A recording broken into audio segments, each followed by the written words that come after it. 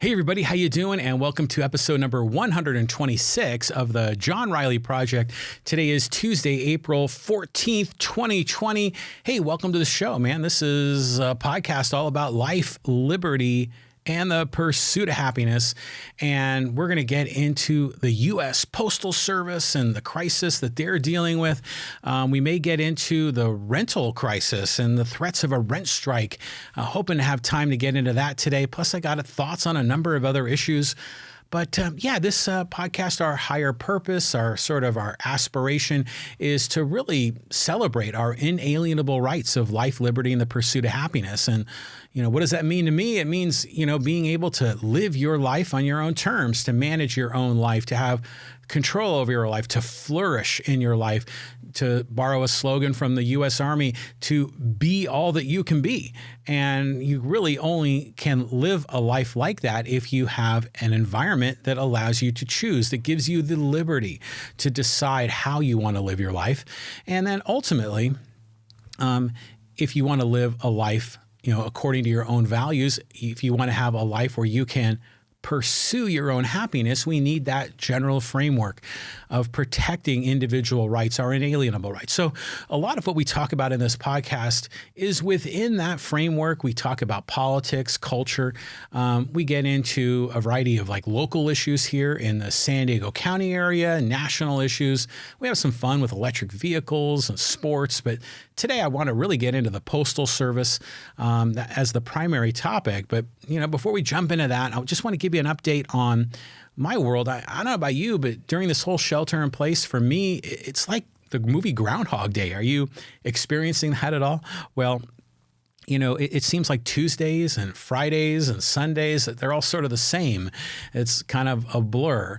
It's an interesting concept. And so I was listening, I think it was the Rubin report, Dave Rubin commenting about how Groundhog Day is Jordan Peterson's favorite movie because his favorite comedy movie, I should say, because it's an exercise in that movie. If you remember Bill Murray, and he's the weatherman, and he's out in, Punxsutawney, Pennsylvania, Punxsutawney Phil, the groundhog. I'm probably saying that wrong. But that was the movie where his days kept repeating over and over again. And I remember when I watched the movie, and it just seemed like it was a comedy that the days would always repeat, but then he was always figuring out new strategies and new crazy things to do. And in many ways, it was all kind of a game to win the girl. But when Jordan Peterson, I guess, looked at it from a different perspective, is that it's an exercise of being better every day. It's an exercise of not comparing yourself to others, but just being better than the person you were yesterday. And I was like, wow, that makes sense. So I actually rewatched the movie on Amazon Prime, Groundhog Day, and I looked at it through that lens, the lens of be better than the person you were yesterday. And wow, the movie just kind of had a deeper meaning to it. So I enjoyed that. So that was a lot of fun. So I got a chance to do that. And then, I don't know, are you planning anything when the shelter in place is lifted? For me, I think the next thing I really want to do is finish my visit to all 21 of the California missions. And I've got roughly half of them done. I think I've been to 10 or 11 of them, all the ones except one in Southern California. And I got to go to the ones all in Northern. I've been to a few up there. So looking forward to that. And that's kind of an excuse for a road trip, especially up to California Coastal 101, which is always a beautiful trip. So looking forward to doing that when this whole thing is lifted. But who knows when it's going to be lifted? That's kind of been the thing in the news right now. President Trump, kind of coming off the handle yesterday at a press conference. And, he's saying when somebody is president of the United States, his authority is total. And you're like, what in the hell is going on here? And he was just literally, starting to come unglued because the press is just constantly poking him. And he is, he's under the gun. And so it's very interesting. And this whole notion of the president of the United States, his authority is total. Well, I'm sorry, but we've got three co-equal branches of government. We got Congress, we got the executive branch, we got the Supreme Court. Your authority is not total. This is Trump, his background, he's a CEO. And yeah, in the business world, a CEO, his authority is total, but not in government. That's not how government works. But that's how he lives. And that kind of fuels the narcissism, and it fuels a lot of the personality disorders of President Trump. I mean, just think, like when he ran as president, he said, "I alone can fix it." And now he's saying, "My authority is total." But then it was just like a week ago, he said, "I take no responsibility." So the guy is just all over the place. So he's something. But it does really address this question of, how much power does the president have?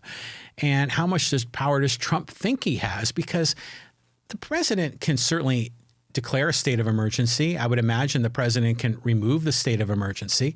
But the president can't decide the economy is going to reopen. The president of the United States can't demand that businesses open up. That's up to individual business owners. And then in some cases, there are local laws, that have, here in San Diego County, of course, a lot of the restaurants have been shut down, and there's been other businesses have been shut down by government, which is a whole other topic. I won't go down that path. But the point is that a lot of these ordinances about the economy are local, and they're also decisions that individual business owners have to make. It's not like the president can make that choice. And I think Governor Newsom here in California is really trying to be proactive. I think one of the things he's doing is coordinating with Oregon and Washington, and I think we're going to be hearing more about this, to have a, kind of a game plan for the Western United States. That sounds interesting. I'm certainly interested to hear what he has to say on it.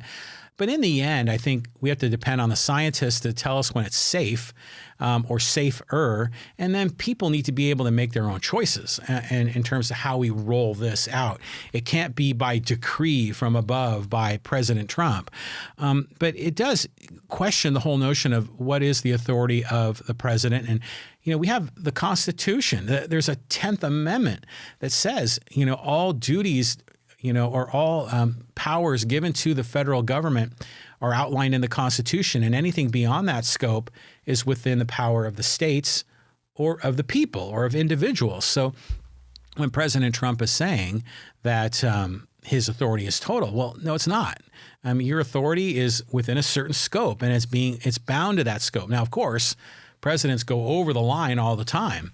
And some of the executive orders that we're seeing, not just from President Trump, but we saw it from Obama and Bush and on back down the line, that's going beyond the scope of the president as well, because that's the president by decree ordering certain things, essentially blending the legislative and executive branches and ruling like a king. So that's why you see when Trump has these executive order signings, they're these flashy ceremonies when he does it, because he gets to essentially like a peacock, kind of fluff his feathers up. So we don't see enough pushback on this particular point that, no, man, your scope of power is limited. Now, we start to see a little bit of it yesterday from people in the press and even from some politicians that said your authority is not total. That's not true. That's an alternative fact. That's fake news. That's a lie. So one of the people a person I greatly respect that came forward and talked about this is Justin Amash. And I've talked about him in this podcast previously. He's one of the few guys in Washington, D.C. that I actually like. Justin Amash, a former Republican. He's a congressman in the state of Michigan, I think out in western Michigan, like Grand Rapids, if I recall. He was a Republican, one of the founders of the Freedom Caucus, but a true liberty-minded guy, a guy that very much is aligned with this whole notion of our inalienable rights of life, liberty, and the pursuit of happiness. He rightfully, in my opinion, said that President Trump had met the threshold for an impeachment trial or impeachment process within the House. He did that, got a heap ton of crap thrown back at him for it. It was a very brave move as a Republican to say that. And then on February 4th of 2019, he declared his independence from the Republican Party. He's now running as an independent in his congressional race. But he came out with a tweet And he said, Americans who believe in limited government deserve another option. And wow, that was just so refreshing to hear, because whether it's the Democrats or the Republicans, it's more and more power, more and more authority given to government to control our lives, to limit our liberty, and to thwart our pursuit of happiness. And so he's standing up for limited government, which was so refreshing to hear. And then immediately that rekindles this movement to encouraged Justin Amash to run for president. And we began to see that when he first came out against Trump on the impeachment issue and when he declared his independence. Now, granted, he's trying to win his congressional race, and that's a 2-year gig, and he's going to be up for election in November. But the Libertarian Party is still sitting out there. The Libertarian Party is definitely the strongest of all the third parties, and they actually have ballot access in all 50 states. Which is saying something. That's really, really hard to do, to meet the requirements for signature gathering. And I think some of the work that Gary Johnson and Bill Weld did in 2016, they garnered enough votes to help allow for ballot access in 2020. That's a prize that I always thought was sitting out there for someone to claim. And the Libertarian Party, very disorganized. There's some sort of legit people in there, and then some crazy people in there. And so I gave up on that party a long time ago. But I keep an eye on it. And I've always wondered, would some other politician go in there and claim that prize? And many people have been thinking Justin Amash could be that guy. And I'm thinking to myself, it'd be great if Justin Amash was that person, because then in November, I could actually vote for someone I want, someone I like, someone I really, really support, rather than going, trying to vote against the greater of evils, to vote against a bad candidate. I could feel good about voting for someone. But is he going to run? He said he's going to consider it, but he's kind of kept the door open for a long time. I don't think he's going to do it, because we all know he's going to lose. I mean, the system is rigged for the Republicans and Democrats. And geez, I did a whole podcast on that topic alone. He's not going to, well, if he does run, it might be, maybe increase his profile. But if he runs for president, he won't be back in Congress. That's for sure. And then what's his career going to be? So very interesting to see what happens here. And then a lot of speculation. If he ran, would that help Trump or help Biden, or hurt Trump or hurt Biden? And, that can play both ways. I can see both scenarios there. But in the end, I'm very curious to see what he ends up doing. I think we're going to find out here very soon, because the Libertarian Party actually has their convention in May, and they don't have all kinds of primaries. They just do the vote at the convention. And there's obviously a lot of gamesmanship and schmoozing and alignment that goes on for many months and beyond leading up to that convention. But again, who knows if they're going to have a convention, because you can't have groups of 10 or more. They're going to do it all on Zoom. I have no idea. This is fascinating. I mean, what are the Republicans and Democrats going to do for their convention? Because I think those are in June and July, or July and August, something like that. And I know the Olympics was moving one of the Republican or Democratic conventions to a different time. Now the Olympics aren't on, so I have no idea what's going to happen. This whole shelter in place, this whole COVID-19 has just been the craziest thing. I mean, it's just changing everything. But yeah, I would hope, I'm kind of going to shift back to this topic. I hope you're taking advantage of this time. I mean, what are we in, like the 4th week of this shutdown? So are you building your own skills? Are you investing in yourself? Because this is a great time to do it. If you normally work in the office, now you're working from home, you have a lot more flexibility in terms of how you plan your day. You don't have a commute. You can work on other things at the same time. So that flexibility, that work-life balance opens up opportunities to learn how to, maybe transition to a new career, start a new business, maybe commit to a new exercise program, maybe, read certain books. And it's a great opportunity to become better. So I hope you're taking advantage of this time.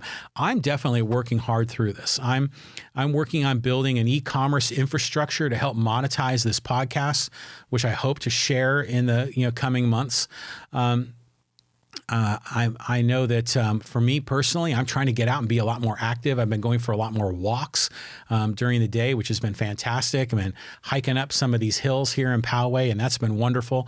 Trying to do more of that. So I hope you're taking advantage of this opportunity because, man, when you're in the rat race and you're running, every day, 9 to 5, commute, and, sometimes you don't have time to really pause, gain perspective, look inward and decide, are you doing what you want to do? Are you managing your life the way you really want to manage it?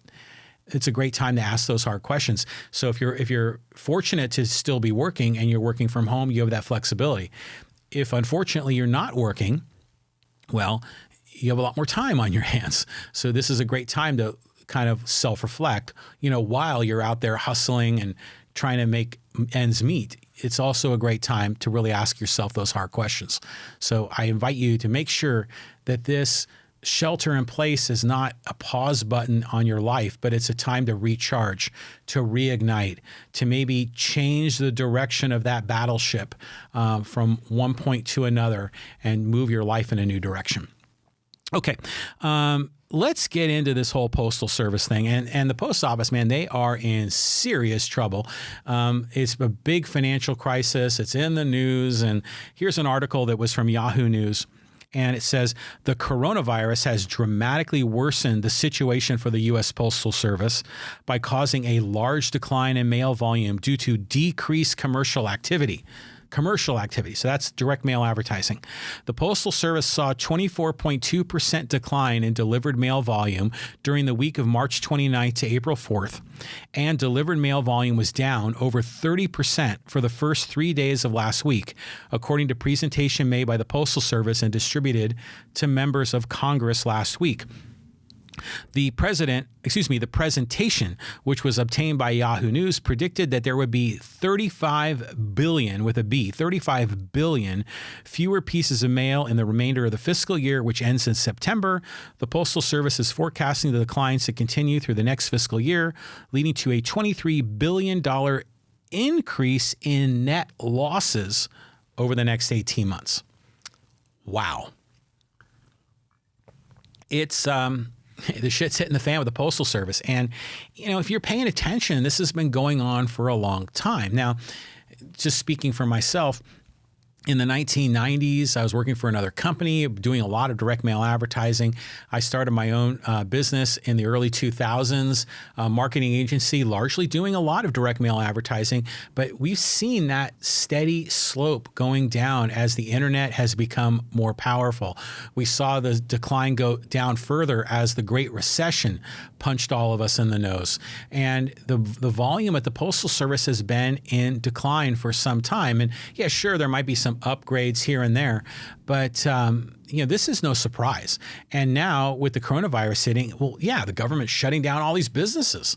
Of course, commercial mail activity, direct mail advertising is going to go down. Heck, even some of the products that are distributed, not everything is UPS or FedEx. Like when you order products through e-commerce, some of it goes through the Postal Service. Well, yes, some of that's going to decline too, because people are going to have less income to spend on these things. So yeah, I would expect the volume is going to go down. And then, how often are people sending postcards? I mean, yeah, sure, that happens, but that's still kind of a romantic notion from decades ago. Personalized letters from decades ago, they're very rare. So I think people still cling to that, but those have been greatly minimized through the advent of technology, and not just email, but, social media and FaceTime. And you don't need to do a postcard when you're halfway around the world, when you can take photographs and do a video and send it directly to your parents and grandparents. So the world has changed. And even from an advertising perspective, a marketing perspective, so much has moved online because it's so much more powerful, so much more targeted, so much more accountable, and proving a return on investment, and in many cases a lot less expensive with much greater ROI. So it makes sense that this has been happening for some time, but now suddenly the post office is like, oh my God, we're about to run out of money in a few months. Well, come on. I have done a lot of business with the Postal Service, and a lot of times when we're doing these big mail drops, I've been, at the Carmel Mountain Post Office here in San Diego County, which is the largest post office here. It's essentially the headquarter post office for the county, where all the mail goes there, and then it's distributed to the neighborhood post offices, all the zip code post offices, where then the mailman gather that mail in and deliver it to the homes. But when you go into the back there, the BMEU, the bulk mail entry unit, you just go back there, you could see over the last 10 to 15 years, the amount of mail going through that processing center has been way down over time. And I was just there like a month ago, and it was like crickets. It was like a ghost town. I mean, sure, there was some mail on the dock, but just such a very little volume compared to what we saw 20 years ago. So of course, this makes sense that it's in decline.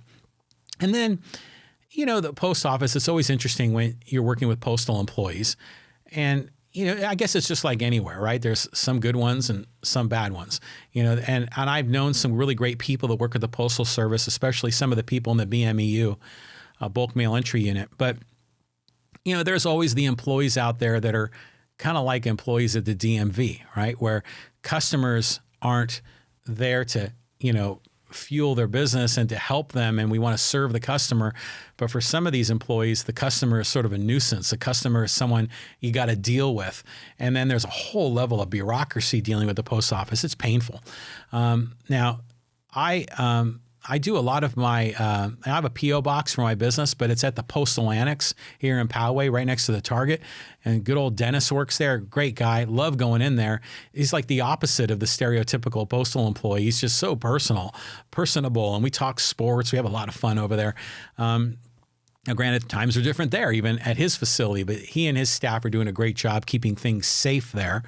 I visit less frequently, but I buy stamps through Postal Annex, and it's more expensive, but it saves me a trip to the post office. I'm doing business with someone I know, someone I like, and it's a place where I get my mail, and it's all good. So the whole post office is just an interesting, it's an interesting entity. Now, let's look at the whole idea of, postal rates, and the post office is losing money, and people are saying they would be making money if it wasn't for the fact of this pension and health care for retirees that's been put upon them. Well, first of all, let's just talk about the Postal Service. For decades has generally been a break-even enterprise. Some years they'll run a deficit, and then they'll increase the price of postage for the first-class stamps, and then also postage for packages, postage for bulk mail, for direct mail, etc. They'll increase the postage rate, and then they go into a period of running surpluses for a few years. And then over time, expenses rise, employee compensation goes up, there's cost of fuel for the trucks, everything else, costs go up. And then eventually they find themselves in a deficit again, and then they increase postage again. And it's this sort of cyclical thing where over a period of time, they have deficits, they have surpluses, but over a period of time, it's roughly balanced. It's roughly a break-even enterprise. And that's the way it's always been until the middle 2000s. And some people have said, well, that's when they had to deal with the pensions, the healthcare costs of their retirees, and they had to pay that up front in advance. And that's true. That was put upon them. But at the same time, there's been a huge decline in volume. So, it's been since the mid-2000s. I think they've now are going on 13 consecutive years of losses. And then you'll hear people say, well, the Postal Service doesn't use any taxpayer dollars at all. And because they still think of it in that old framework of a break-even enterprise. But if you've gone 13 consecutive years with a deficit, well, how are they making up that deficit? Well, obviously, the federal government is either subsidizing them from their annual operating budget, or it's being subsidized with debt. And in either case, that's being thrust upon taxpayers to pay for. So when people say the Postal Service doesn't get funded by taxpayers, that's incorrect.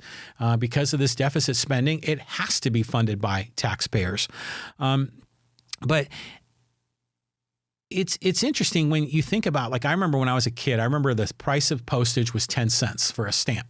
Maybe some of you might remember when it was single digits. And now what is it? It's like 50 cents or so. And you think about it, that's remarkable that they can mail a letter across country for 50 cents. I mean, it's amazing, really. And I wonder, compare that what it would cost to send by FedEx or UPS. Now, granted, the rules are different. For FedEx, UPS to send a letter, it has to be classified as urgent overnight. They can't mail like traditional mail. And that's some of the monopoly that the Postal Service has for regular traditional letter mail, non-urgent mail. They have a monopoly. They also, by the way, have a monopoly on the mailbox. Nobody else can touch that mailbox. Even though you privately own it as a homeowner, you bought the mailbox at your local hardware store, you installed the mailbox, no one is allowed to use it. Not even a neighbor to put like a flyer or some information in your post office. That's considered against the law. So the Postal Service has a monopoly on the mailbox too. Yeah, it is amazing how inexpensive postage is. And then you think, well, they're going through this crisis. Well, geez, let's take a look at the postage rates and figure out how they can balance the budget. But going back to the pension problem, and it's pension and healthcare for their retirees. And the common complaint is, well, that's the Republicans and George Bush signed that, and they're trying to privatize the post office. They want the post office to fail, and they put this burden on the post office to pre-fund these pensions. Well, I'm thinking to myself, well, look at the pension crisis with state and local government here in California. It's the opposite. It hasn't been pre-funded. They have made overly generous promises with pensions for government workers like school district workers, city employees, state of California workers, in order for politicians to win those key endorsements from teachers unions, from prison worker unions, et cetera. They make these overly generous promises on pensions. And then they, in turn, those endorsements get those politicians elected, and that quid pro quo cycle, they end up giving these overly generous promises that are not built on a real sound financial model. They're built on overly optimistic returns on the investment accounts for those pensions. And so that's why we had this broadening pension crisis in California, these huge unfunded liabilities that are putting a huge squeeze on city government, state and local governments, school districts. And so these local entities are now having to pay more from their operating budget to make up these gaps in the pension crisis. And that's putting a squeeze on other government services. It's calling for tax increases and the like. We've seen that at Poway Unified. It's a serious problem there. At the city of Poway, they're trying to address it. They're trying to set money aside for it and then actually invest it on their own to get a little bit more leverage. But different local entities are struggling with how to handle this pension crisis. And I look at the post office and they're front loading it, thinking, well, geez, maybe they're the ones that are doing it the right way. Because the way that it's being managed now is ridiculous. It's not working. And so the complaint is when people comment about how the Postal Service has this huge burden that no other government agency has. Well, yeah. That's the problem. Maybe these other government agencies should be front loading those pensions so it doesn't put as much of a burden on taxpayers, because that could blow up in their face down the road as the retirees, as they get older and our lifespans are increasing and healthcare costs are going up. This is a huge nut, and you kind of wonder how affordable that particular pensions are for these companies or for these government agencies. In fact, that's why a lot of private companies have moved away from pensions, gone to 401ks, and in many cases 401ks with a company match, because the whole notion of a pension is guaranteed no matter what happens in the stock market. So when the stock market now takes a big dump, well, those government employees are still getting paid a guaranteed amount. So who makes up the difference? Well, you and I do through our taxes. So it is interesting when they say that this burden is on the Postal Service that no other government entity has. Well, maybe the Postal Service has it right. So this now gets into the whole notion of, will the Postal Service be privatized?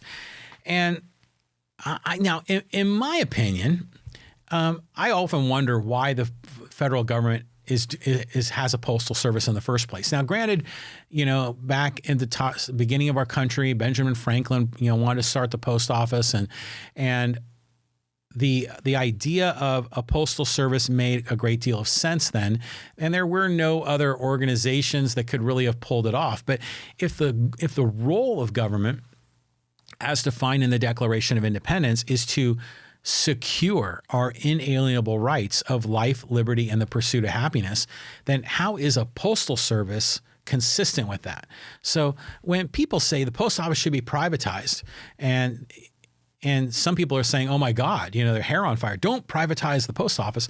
Well, I'm generally, it's not like priority number, in my top 10 for sure. That's for sure. I mean, as long as the Postal Service exists and it's a break-even enterprise, then I'm okay with it. It's just out there. It doesn't cause any harm. People use it, and then fine. But when it's losing money like this, well, now we got a serious issue to address. And then it really brings into question, is it within the scope of the role of government? Now, granted, in the Constitution, it does say that the Congress shall have the power to establish post offices and post roads. They have the power to do it, but it doesn't mean that they're constitutionally required to have a postal service. So could it be privatized? I think it could. I mean, I think portions of it certainly could, at least reformed so it's managed. But it is interesting how we see conservatives, Trump people generally like, yeah, we need to privatize the post office. And then you see progressives, liberals that want to protect the post office, which is sort of the opposite. Usually conservatives are the ones that long for the days of old, long for the way things used to be, long for that romantic period in American history when things were right. And that's when the post office and, your friendly mailman it's all that Norman Rockwell kind of way of looking at America. And it's the conservatives that you would think would be the ones that would be longing for that. But instead, it's the progressives. So the progressives who you think would be thinking in terms of progress, moving forward, adapting new technology, looking to the future, looking to a new generation. You would think the progressives would be the ones that would be like saying, yeah, the post office is all right, but, it's not really aligned with the needs of the 21st century. Maybe some of it could be privatized. Maybe some of it could be optimized. Maybe we can change the way the Postal Service works. Maybe we don't need to deliver 6 days a week. Maybe we can talk about reforming it. But usually the progressives are the ones that long for the postcard, from, Hawaii, that romantic period of what the Postal Service represents. So it seems like the two political philosophies have flip-flopped on this sort of thing. They're representing the opposite of what you would expect. Now, in my opinion, they will never privatize the post office. That will never happen. Now, granted, they might take a tiny part of it and privatize it. They might reform it, but there's no way they're going to privatize it. I mean, it's just not going to happen. There's just too much involved with that. There are too many tentacles to that. And I see this very similar to the Chicken Little screeching, where you hear people say, the Republicans want to shut down the post office. The Republicans want to shut down Social Security. The Republicans want to abolish Medicare. And we hear that every election cycle, we hear that with Social Security. We mostly hear it with Medicare too. And then with the post office, we're starting to hear that as well. But you know what? Look at history. History is that the Republicans continue Social Security every year. They expand Social Security. the Republicans expanded Medicare. George Bush added Medicare Part D, which is the whole prescription drugs model, which, yeah, we can talk about how that's cronyism and a giveaway to Big Pharma, but it's still an expansion of Medicare.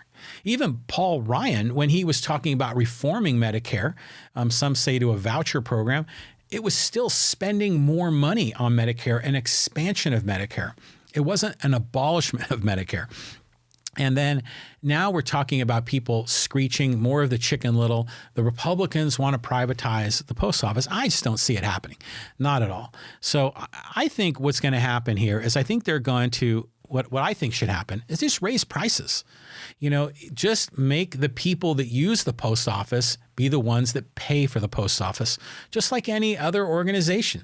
Like my business, I don't expect you to pay for my business if you're not utilizing my services. So the post office has always been a break-even enterprise until the last 15 years, last 13 years. Well, just get it back to a break-even enterprise where the way it used to be, and then it's fine. Then it can kind of exist out there and service the people that want to use it, and it doesn't create a burden on everyone else. So if they want to front load, or if that front loading of pensions and healthcare requirements is on them, which I don't think is a bad thing, as I've explained. I think the current pension management of government officials is terrible. This was the one that looked like, geez, they're finally getting that one right. Then just front load it. So the price to mail a letter is 50 cents to go across the United States, which is just amazing to think about that. Well, I mean, you got to, people have to pick it up. It goes through the mail processing. It goes on trucks or on airplanes, and then it eventually gets to another destination, and it's circulated through a distribution system, works its way from post office to post office, into trucks, and into a local post office, into a mail carrier's bag, who then delivers it by hand into a mailbox, and it's only 50 cents. It's like, oh my God. Well, what if a first class postage is now suddenly 75 cents or maybe $1? I mean, would that completely destroy people's personal budgets? Probably not. Would that have, if the price of direct mail advertising went up significantly, would that have an impact on those businesses? Yeah, it would. No, that's no doubt about that. But in the end, don't we just want the Postal Service to be break even? Just let the customers pay for it rather than subsidizing it. I mean, we're getting all these subsidies, this cronyism. We're seeing subsidies of businesses, which is wrong. All these bailouts. And it's like everyone's in line for a bailout. I mean, at what point do we say no? At what point do we say, like, enough of this? Live on your own revenue stream. And I'm not just saying that for the post office. I'm saying it about this whole stimulus bill that's going on as well. I believe the same thing. They should just live within their own means. So now I think in the end, I think we're going to see some reform, but nothing significant. There might be a few tweaks. President Trump will kick the can down the road. He probably doesn't want to be the one that's going to blow up the post office because it's probably not a huge priority for him. So, but in the end, what does this all mean for you? All right. Well, if you use the Postal Service, okay, then this may have an impact on you. I think most of us that use the Postal Service mostly use it because we're receiving rather than delivering, although many of us use it to deliver, pay bills and all sorts of things. But in the end, pay attention to the trends. And this is where I'm going to say, look at your career. You see these Postal Service workers, and a lot of this, I think, the reason that progressives are very much wanting to protect the Postal Service is also to protect those workers and protect those union jobs. Well, if you're in a job that is, you see the writing on the wall, you see a decline in business, you see a decline in people buying your product or your service, you can't just sit there and watch it happen and watch it unfold. You've got to be able to evolve with the times. And so I'm not just saying this to postal workers. I'm saying this to everyone. Look at this as an example. Look at this as an example of a business that is really from an enterprise would be a better word, an enterprise that really has gone through a massive shift over the past 20 years, an industry or a enterprise that needs to evolve with the times. We all need to evolve. We can't sit idle. Now, I'll give Bernie Sanders some credit. He wanted to, take a look at the Postal Service and change some of the services they offered. Okay, hey, that's refreshing. I don't necessarily agree with some of his ideas, but I love the fact that he's looking for ways to change the model, to evolve with the times. We need to do that not by looking at the post office. We need to look at that inwardly, looking at from our career perspective. Are we in a situation where we can see the writing on the wall? We've got to get out in front. We got to stay in front of the curve. And I think this postal situation can give us a model that we can look to and ask ourselves that same question. Are the jobs and careers that we are pursuing, are they from a bygone previous era? And am I at risk because of that? And if you think you are, now is the time. And it's just like I said in the beginning, now is the time to invest in yourself. Now is the time to learn new skills. Now is the time to really, like I said, be all that you can be. So, so those are just general thoughts on the Postal Service.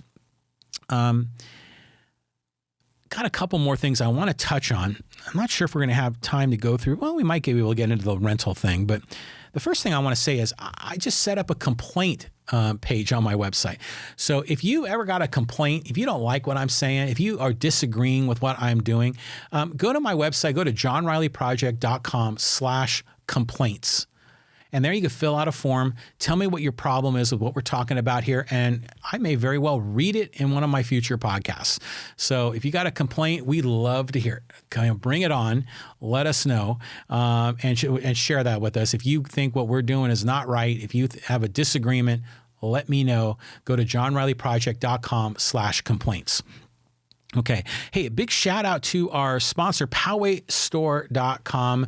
Poway Store, this great, online e-commerce shop. And one of the things they just built, which is great, are these neck gaiters. And they're like these, it's like a fabric that you can pull, you wrap around your neck that keeps your neck warm, like if you're out for a hike in the morning, but you can also pull it up over your face and over your nose, and it can serve as a protective mask during this COVID-19 situation. And PowayStore.com has some of those, one with a picture of Lake Poway on it, another one with a picture of Iron Mountain on it. They've also got Poway shirts and sweatshirts and all kinds of great things at PowayStore.com. Go check them out. They got stickers, they've got coffee mugs, all kinds of neat things at PowayStore.com, celebrating the city in the country. You can also go on their website and sign up to get on their mailing list at PowayStore.com. Okay. Let's take a look. I think we can get through this rent strike issue here pretty quick. And this is a remarkable thing because we're hearing about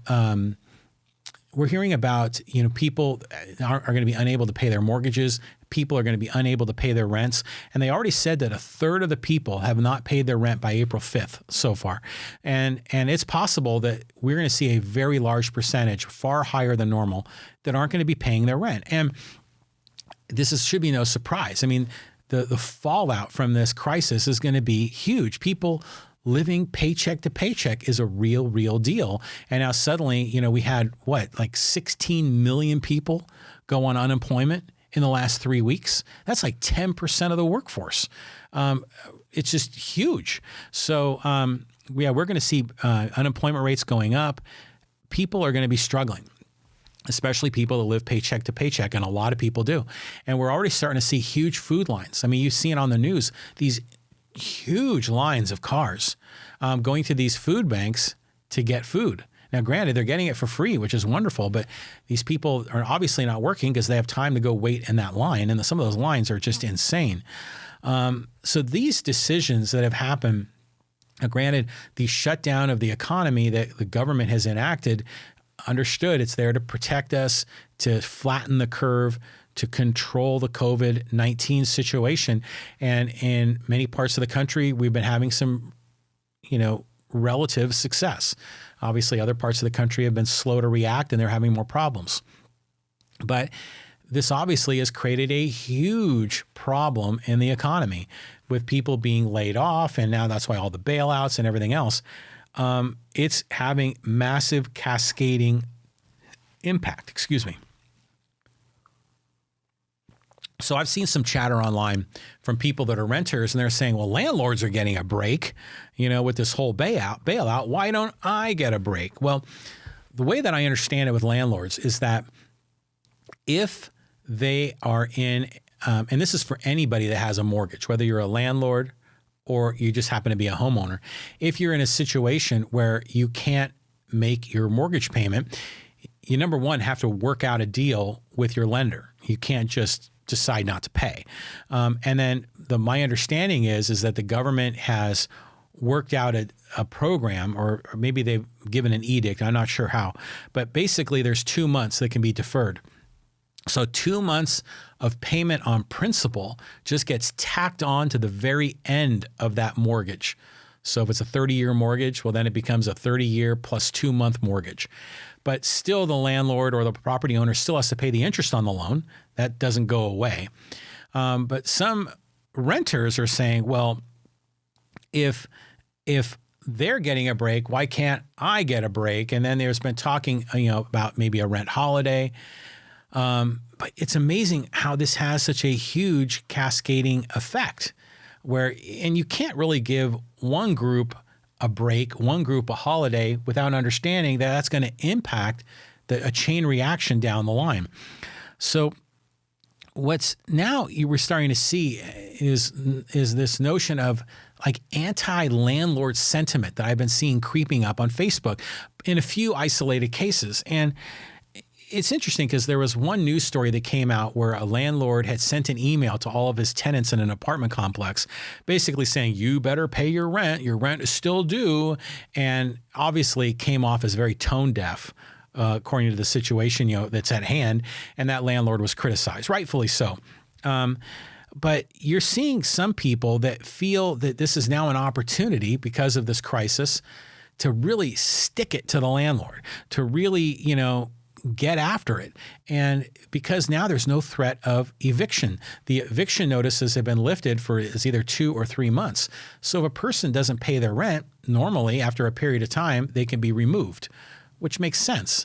But now there's no threat of being removed. So some are saying, well, this is a great opportunity just not to pay because I don't suffer any repercussions if I don't pay, at least for a period of time. So it's an interesting angle.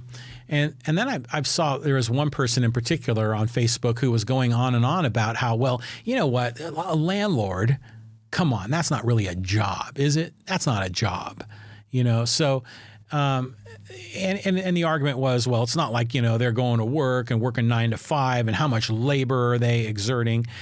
And besides, a landlord, it's just an investment, right? It's just an investment, and some investments go up, some investments go down. Right now, things are going down. So if you don't get paid rent, well, that's just all part of the investment going down. And so some people are seeing this as sort of a moral rationalization to not pay, which is amazing. So people are, in their minds kind of cooking up these schemes. And now, first of all, a landlord that's a job. I mean, it's not a job like, a waitress or a factory line worker, but it's still a job. I mean, you still have to, have the property maintained. You still have to pay all the bills for the property. You still have to advertise and get new tenants. When tenants come in, you still have to do all of that. And granted, yeah, you're going to outsource some of that work to contractors, to plumbers, to roofers, but still, it's a job. It's a burden. And you carry on the responsibility of always paying that mortgage, even if you don't have renters in that place. I mean, we used to be renters. We used to have a rental property in Rancho Bernardo for about 15 years. And it got to a point where it was just too much of a hassle, too much headache, too much essentially work to deal with it, and then too much of a risk.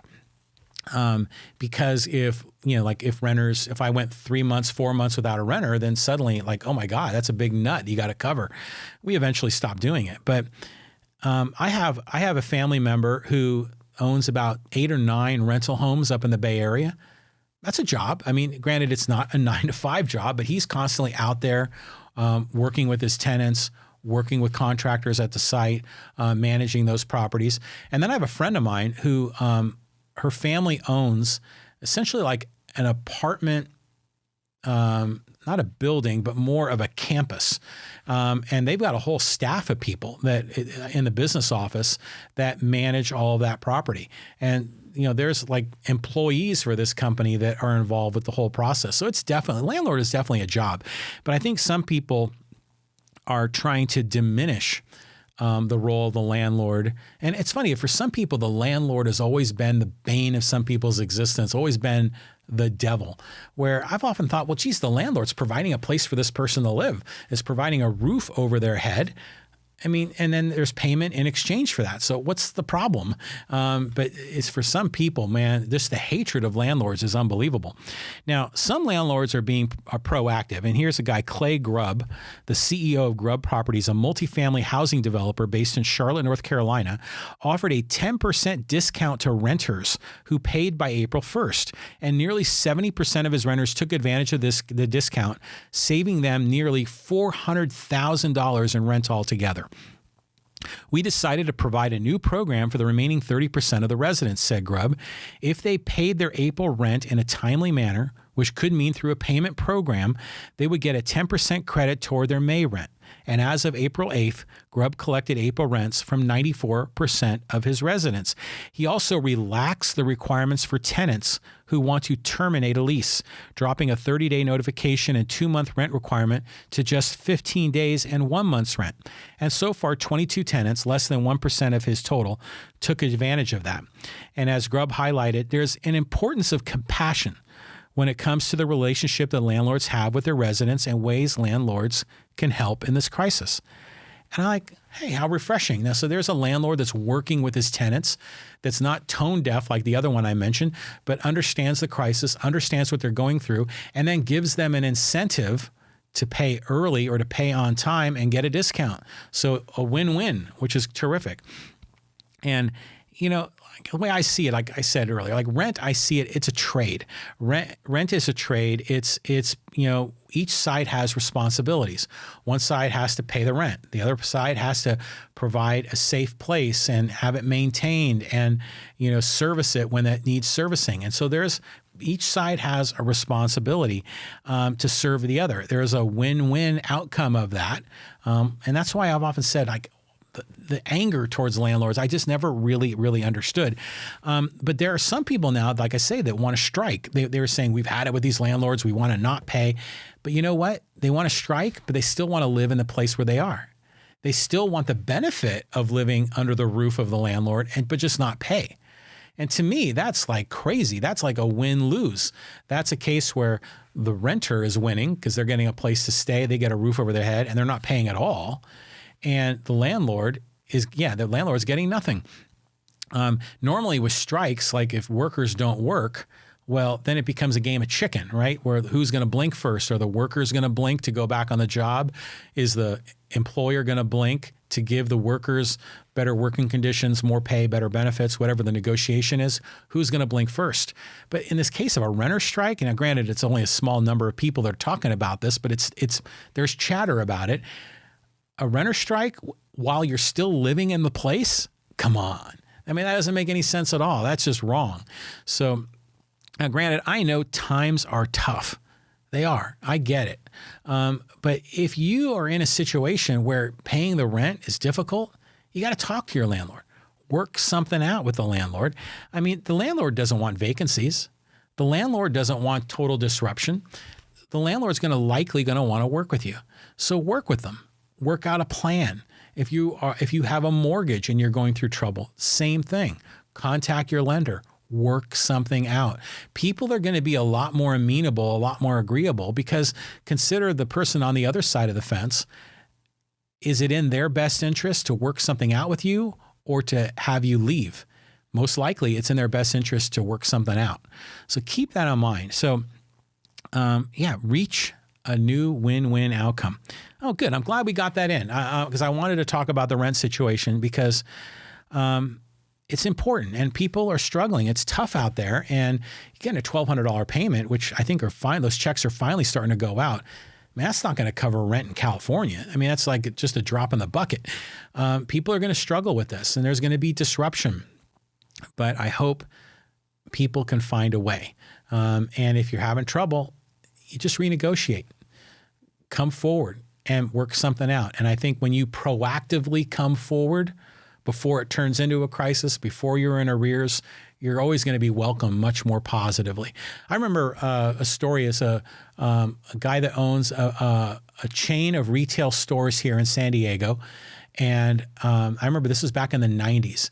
And I did a lot of advertising work for him, and they were going through an ownership change, and there was huge disruption financially in their company. And he told me, he says, I can't pay the bills. I want to work with you.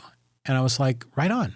And so I connected him with our accounting department, and they worked out a deal, and they made it work. And it was wonderful. The company took care of my client. My client took care of my company. And it all worked. So yeah, in these cases where there's challenges, especially now where people are aware that the problems are real, it's the time just to work things out. And if you can't work it out, well, then people need to find another way, and that's going to be hard. Yeah, don't make threats to partners that are providing services to you. I don't think that's the right thing to do. Okay. Hey, if you want to continue the conversation, join us on social media. You can go to my Facebook page, John Riley Project. Loving the viewership we're getting on YouTube. We're getting a lot more subscribers on YouTube. Thank you for all of you that are participating there, and that are answering or asking questions and entering dialogue. Love that. So reach out to me. Like I said, if you got a problem, you got a complaint, go to my website, johnrileyproject.com/complaints, and let me have it. If you have a problem with what I'm talking about, I may even read your complaint during one of my next podcasts. And hey, as long as you're out there, johnrileyproject.com/subscribe, get on our mailing list. Always like to leave this with a closing quote, and I'm going to quote Bernie Sanders. And I talked about him earlier in the podcast. He wanted to embrace the evolution of the Postal Service, which I give him great credit for. And he says, as a result of the digital age and the decline of first-class mail, there is no question that the Postal Service must change and develop a new business model. Right on, Bernie. Now, Bernie, of course, wants to do banking, and he's got a bunch of other ideas, but that's what a progressive should be doing, is thinking about how to move forward rather than trying to protect that romantic era of the Norman Rockwell mailman or the postcard from your cousin on vacation. So, love to see progress from progressives, because that's what they should be representing. So anyways, thanks for joining me on the John Riley Project. This is episode number 126. Have a great day out there, friends.